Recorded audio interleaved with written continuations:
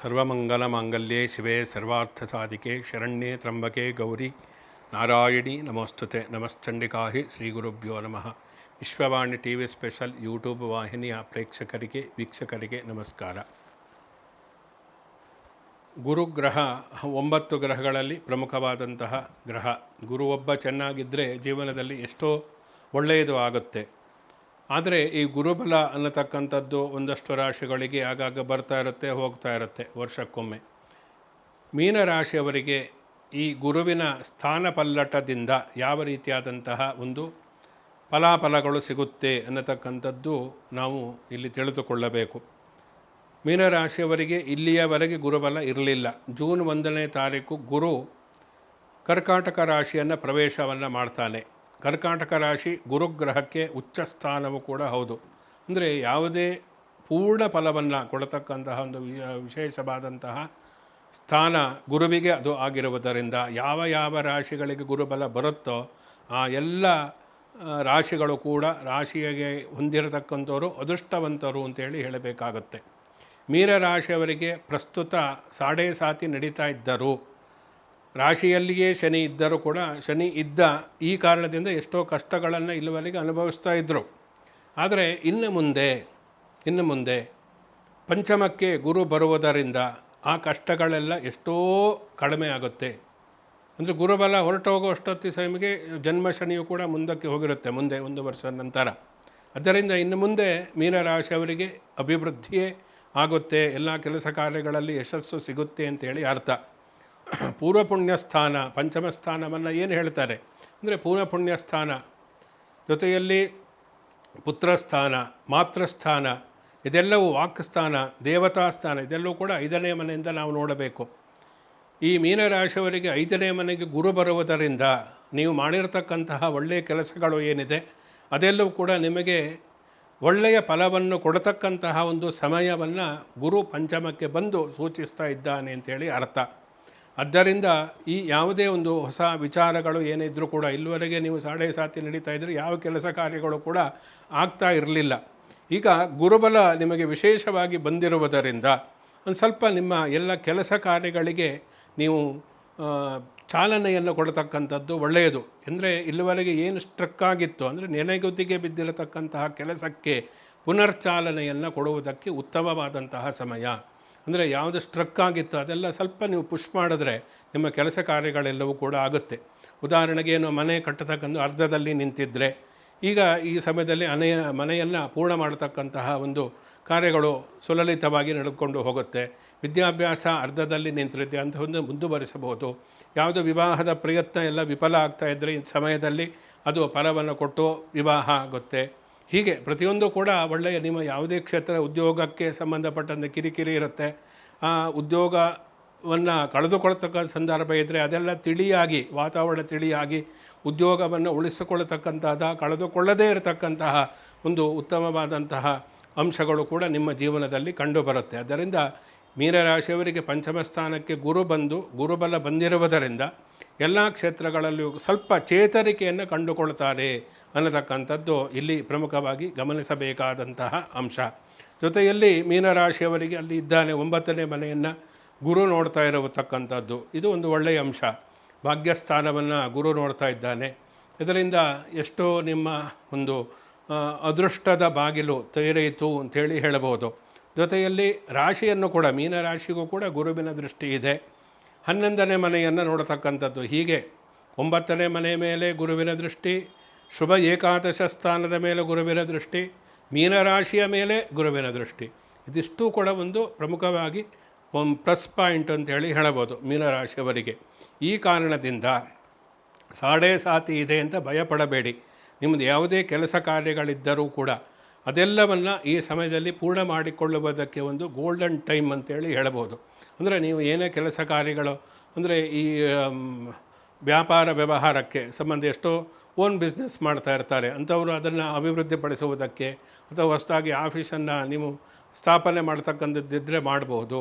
ಜೊತೆಯಲ್ಲಿ ಈ ಕೆಲಸ ಕಾರ್ಯಗಳೇನಾದರೂ ಉನ್ನತವಾದಂತಹ ಒಂದು ಪದವಿಯನ್ನು ಅಪೇಕ್ಷೆ ಪಟ್ಟಿದ್ದರೆ ಅದು ಸಿಗುತ್ತೆ.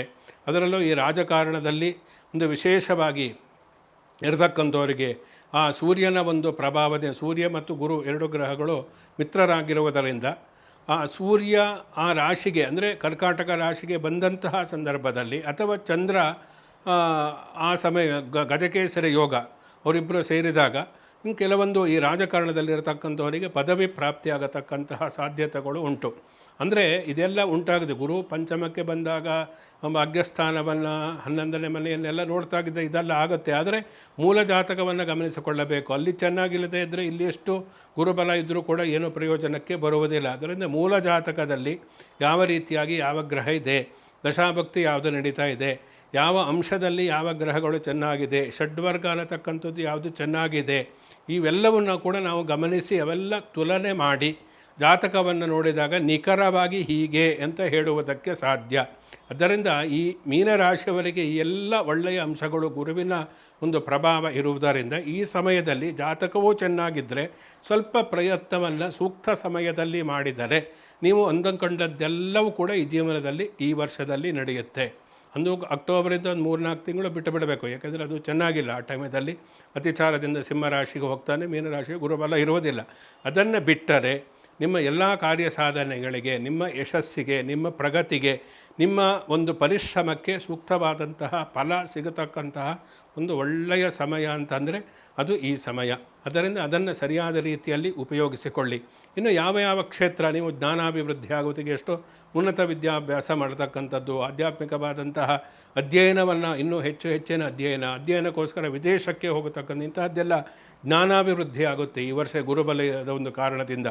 ಅಂದರೆ ಉನ್ನತ ವಿದ್ಯಾಭ್ಯಾಸ MS ಮಾಡ್ತಕ್ಕಂಥವ್ರು, ಉನ್ನತ ವೈದ್ಯಕೀಯ ವಿದ್ಯಾಭ್ಯಾಸ ಮಾಡಿದ ಅಂತಹದ್ದೆಲ್ಲ ಕನಸಿರುತ್ತೆ ವಿದ್ಯಾರ್ಥಿಗಳಿಗೆ. ಅದೆಲ್ಲ ಈಡೇರತಕ್ಕಂತಹ ಒಂದು ಉತ್ತಮವಾದಂತಹ ಸಮಯ. ಅಂದರೆ ನೀವು ಅಂದುಕೊಂಡಂತಹ ಒಂದು ಶಿಕ್ಷಣ ಕ್ಷೇತ್ರದಲ್ಲಿ ಓದಬೇಕು, ಅದೇ ಕಾಲೇಜಲ್ಲಿ ಸೀಟ್ ಸಿಗಬೇಕು, ಇದೆಲ್ಲ ಇರುತ್ತೆ. ಅದೆಲ್ಲ ಕೈಗೂಡತಕ್ಕಂತಹ ಒಂದು ಒಳ್ಳೆಯ ಸಮಯ ಬಂದಿದೆ ಅಂತೇಳಿ ಹೇಳಬೇಕಾಗುತ್ತೆ. ಜೊತೆಯಲ್ಲಿ ಈ ಹೊಸ ವ್ಯಾಪಾರ ವ್ಯವಹಾರ ಉದ್ಯಮ ಇಂತಹ ಸ್ಥಾಪನೆ ಮಾಡ್ತಕ್ಕಂಥದ್ದಿದ್ದರೆ ಸ್ವಲ್ಪ ಒಳ್ಳೆಯ ಸಮಯದಲ್ಲಿ ನೋಡಿ ಎಚ್ಚರಿಕೆಯಿಂದ ಮಾಡಿದರೆ ಒಳ್ಳೆಯದಾಗುತ್ತೆ. ಹಣಕಾಸಿನ ವ್ಯವಹಾರದಲ್ಲಿ ಪ್ರಮುಖ 11ನೇ ಮನೆಗೆ ಗುರುವಿನ ದೃಷ್ಟಿ ಇರುವುದರಿಂದ ಹಣಕಾಸಿನ ವ್ಯವಹಾರದಲ್ಲಿಯೂ ಕೂಡ ಸ್ವಲ್ಪ ಪ್ರಗತಿಯನ್ನು ಕಾಣಬಹುದು. ತುಂಬ ಸಾಲ ಮಾಡಿಕೊಂಡಿದ್ದರೆ ಸಾಲ ತೀರಿಸ್ತಕ್ಕಂತಹ ಸಾಲಗಾರರ ಕಿರುಕುಳದಿಂದ ನೀವು ಹೊರಬರ್ತೀರ ಈ ವರ್ಷ. ಅಂದರೆ ಅದಕ್ಕೆ ಆರ್ಥಿಕವಾದಂತಹ ಸ್ವಲ್ಪ ಚೇತರಿಕೆಯನ್ನು ಜೀವನದಲ್ಲಿ ಕಾಣುವುದಕ್ಕೆ ಸಾಧ್ಯ ಅನ್ನತಕ್ಕಂಥದ್ದು. ಅವಿವಾಹಿತರು ಯಾರಿದ್ದಾರೆ ಅಂಥವರಿಗೆ ವಿವಾಹ ಸ್ವಲ್ಪ ವಿಳಂಬ ಆಗಬಹುದು. ಯಾಕೆಂದರೆ ಶನಿಯ ಒಂದು ದೃಷ್ಟಿ ಇರುವುದರಿಂದ ವಿಳಂಬ ಆಗತಕ್ಕಂತಹ ಸಾಧ್ಯತೆ ಇರುತ್ತೆ. ಸ್ವಲ್ಪ ಮುಂದೆ ಅಂದರೆ ಅಕ್ಟೋಬರ್ ಸಮಯದಲ್ಲಿ ವಿವಾಹದ ಪ್ರಯತ್ನವನ್ನು ಮಾಡಿ ಅದು ಫಲಿಸುತ್ತೆ. ಅಂದರೆ ದಾಂಪತ್ಯ ಜೀವನದಲ್ಲಿ ಸ್ವಲ್ಪ ಮನಸ್ತಾಪ ಜಾಸ್ತಿ ಆಗ್ಬೋದು. ಅಂದರೆ ಡೈವರ್ಸ್ ಕೇಸ್ ಯಾರ್ದು ನಡೀತಾ ಇದೆ ಅದು ವಿಳಂಬ ಆಗ್ಬೋದು. ಹೀಗೆ ವೈವಾಹಿಕ ವಿಷಯಗಳಿಗೆ ಸಂಬಂಧಪಟ್ಟಂತೆ ಅಷ್ಟೊಂದು ಒಳ್ಳೆಯ ಅಂಶಗಳು ಇಲ್ಲ ಮೀನರಾಶಿಯವರೇ. ಬೇರೆ ಎಲ್ಲ ವಿಚಾರಗಳು ಚೆನ್ನಾಗಿ ಈ ಸಮಯದಲ್ಲಿ ಅವರಿಗೆ ಅನುಭವಕ್ಕೆ ಬರುತ್ತೆ. ಅದರಿಂದ ಇಂತಹ ನಿರ್ದಿಷ್ಟವಾದಂತಹ ಕ್ಷೇತ್ರದಲ್ಲಿ ನಾವು ಮುಂದುವರಿತಕ್ಕಂಥದ್ದು, ಕೆಲವೊಂದು ಕ್ಷೇತ್ರಗಳಲ್ಲಿ ಸ್ವಲ್ಪ ತಾಳ್ಮೆಯಿಂದ ನಾವು ಇರತಕ್ಕಂಥದ್ದು. ಇದು ಗುರುಬಲ ನಮಗೆ ಯಾವಾಗ ಇರುತ್ತೆ ಇರಲ್ಲ ಅನ್ನತಕ್ಕಂಥದ್ರಿಂದ ನಾವು ತಿಳಿದುಕೊಳ್ಳಬೇಕಾದಂತಹ ಅಂಶ. ಯಾವ ಕೆಲಸವನ್ನು ಮಾಡಬೇಕು, ಯಾವ ಕೆಲಸವನ್ನು ಮಾಡಬಾರದು, ಯಾವ ಕೆಲಸ ಗುರುಬಲ ಇದ್ದಾಗ ಮಾಡಿದರೆ ನಮಗೆ ಯಶಸ್ಸನ್ನು ಕೊಡುತ್ತೆ, ಗುರುವಿನ ಬಲ ಇದ್ದಾಗ ಎಷ್ಟೋ ರಾಶಿಗಳು ಚೆನ್ನಾಗಿಲ್ಲದೇ ಇದ್ದಾಗ ಏನು ಮಾಡಬಾರ್ದು, ಯಾವ ಕ್ಷೇತ್ರ, ಇದು ತುಂಬ ಮುಖ್ಯವಾಗುತ್ತೆ. ಅನಾರೋಗ್ಯ ಬಾಧಿಸ್ತಕ್ಕಂತಹ ಸಾಧ್ಯತೆಗಳು ಕೂಡ ಇದೆ. ಆರೋಗ್ಯವನ್ನು ಚೆನ್ನಾಗಿ ಕಾಪಾಡಿಕೊಳ್ತಕ್ಕಂಥದ್ದು ತುಂಬ ಮುಖ್ಯ. ಇಲ್ಲದೇ ಇದ್ದರೆ ಅನಾರೋಗ್ಯ ಬಾಧಿಸ್ತಕ್ಕಂಥ ಅಂದರೆ 6ನೇ ಮನೆಯ ಒಂದು ಪ್ರಭಾವ ಏನಿದೆ, 6ನೇ ಮನೆಯ ರವಿ 3ನೇ ಮನೆಗೆ ಹೋಗುವುದರಿಂದ ಅನಾರೋಗ್ಯ, ಅದರಲ್ಲೂ ಕೂಡ ಅಗ್ನಿತತ್ವಕ್ಕೆ BP ಶುಗರು ಇಂತಹದ್ದು ಜಾಸ್ತಿ ಆಗಿಬಿಡ್ತಕ್ಕಂಥದ್ದಿರುತ್ತೆ. ಸೂಕ್ತವಾದಂತಹ ಒಂದು ಆರೋಗ್ಯದ ಚಿಕಿತ್ಸೆಯನ್ನು ತೆಗೆದುಕೊಳ್ಳತಕ್ಕಂಥದ್ದನ್ನು ಮಾಡಿ ಇವೆಲ್ಲವನ್ನು ಅನುಸರಿಸ್ತಕ್ಕಂಥದ್ದು. ಜೊತೆಯಲ್ಲಿ ವಿಶೇಷವಾಗಿ ಶನಿ ಮಂತ್ರವನ್ನು ಪ್ರತಿನಿತ್ಯವೂ ಕೂಡ ಪಠಿಸಬೇಕು. ಶನೇಶ್ಚರ ನಮಃ ಅನ್ನತಕ್ಕಂತಹದ್ದು. ಜೊತೆಯಲ್ಲಿ ವಿಷ್ಣು ಸಹಸ್ರನಾಮ, ಈ ಶನಿ 7.5 ನಡೀತಾ ಇದೆ, ಮಿಶ್ರ ಫಲಗಳು ಅಂತೇಳಿ ಹೇಳಬೇಕು. ಗುರುಬಲ ಬಂದರು ಆ ಪ್ರಭಾವವನ್ನು ಕಡಿಮೆ ಮಾಡುತ್ತೆ. ವಿಷ್ಣು ಸಹಸ್ರನಾಮ, ಹನುಮಾನ್ ಚಾಲೀಸನ್ನು, ದಶರಥ ಕೃತ, ಶನೇಶ್ಚರ ಸ್ತೋತ್ರ ಇವೆಲ್ಲ ಪಠನೆಯನ್ನು ಮಾಡುವುದರಿಂದ ಮೀನರಾಶಿಯವರಿಗೆ ಇನ್ನೂ ಉತ್ತಮವಾದಂತಹ ಫಲ ಗೊತ್ತಾಗುತ್ತೆ. ಸಾಡೆ ಸಾತಿಯ ಒಂದು ಕೆಟ್ಟ ಪರಿಣಾಮ ಅವರ ಅನುಭವಕ್ಕೆ ಬರುವುದೇ ಇಲ್ಲ. ಅದರಿಂದ ಹೇಳ್ತಕ್ಕಂಥ ಪರಿಹಾರವನ್ನು ಆಚರಿಸಿಕೊಳ್ಳಿ, ಸೂಕ್ತವಾದ ರೀತಿಯಲ್ಲಿ ಜೀವನವನ್ನು ರೂಪಿಸಿಕೊಳ್ಳಿ, ಎಲ್ಲದೂ ಒಳ್ಳೆಯದಾಗುತ್ತೆ. ಶುಭವಸ್ತು. ಸಮಸ್ತ ಸನ್ಮಂಗಳಾನಿ ಭವಂತು.